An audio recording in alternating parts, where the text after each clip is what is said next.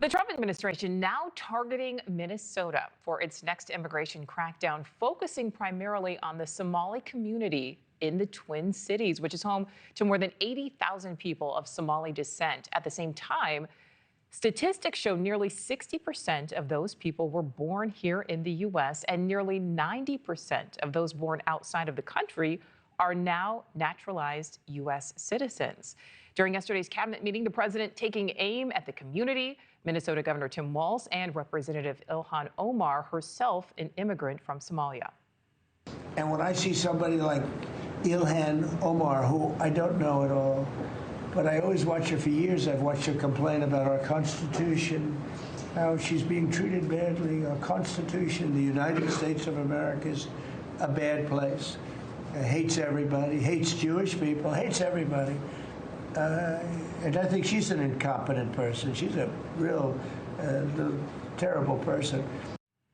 Well, this all comes as Minnesota's Somali community is also at the center of multiple fraud cases, including allegations that millions of dollars from welfare programs instead went to a terrorist group in Africa. NewsNation's Khalil live for us in Washington. So, Joe, you just spoke with Representative Omar. What is she saying? Yeah, we talked to her, and she basically said those comments were totally irresponsible on the part of President Trump. We're going to play what she said a little bit more here in just a second. I want to focus on, obviously, President Trump's comments first. You heard what he said there, just a snippet of it. And it's not just words. It also comes with new policy, a new expansive crackdown on immigration, where President Trump says ICE is now going to be focusing on Somali communities within Minnesota, those that are there living illegally. So all of this comes as part of a much broader immigration crackdown. But what really stood out with President Trump's words there were the particularly harsh language that he used with respect to Somalis living in the United States. It's hard to think of a parallel for an American president to use that kind of language when it comes to one particular ethnic group, again, living in the United States. This is what Congresswoman Omar said in response to that just moments ago with us. Here, take a listen. We are not, and I am not, someone to be intimidated, and we are not going to be scapegoated. We are here to stay. And this is just a bit more of what President Trump said from the Oval yesterday. Here, take a listen. We're going to go the wrong way if we keep taking in garbage into our country. Ilhan Omar is garbage. She's garbage. Her friends are garbage. These aren't people that work. These aren't people that say, let's go, come on, let's make this place great. These are people that do nothing but complain. They complain. And from where they came from, they got nothing. You know, they came from paradise, and they said, this isn't paradise.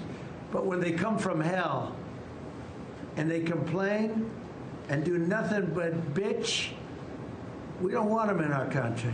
Let them go back to where they came from and fix it. So again, the language there does stand out. As we mentioned, it is not just Minnesota, although there will be more ICE raids happening there per the administration. But we also now have a new travel ban that the administration has announced. And all of this comes in response to the 2 National Guard soldiers who were shot last week in Washington, D.C. by an Afghan national. This is a result here, not just Afghanistan. We've got 19 countries now where immigration is going to be paused per the administration. You see all 19 on your screen here, places like Iran and Afghanistan, but also Sudan and the Congo, and also Cuba and Haiti, as well as several others there. We've spoken to many Republicans about this. Many of them support the administration. They say that these are steps that will be necessary to keep the homeland safe.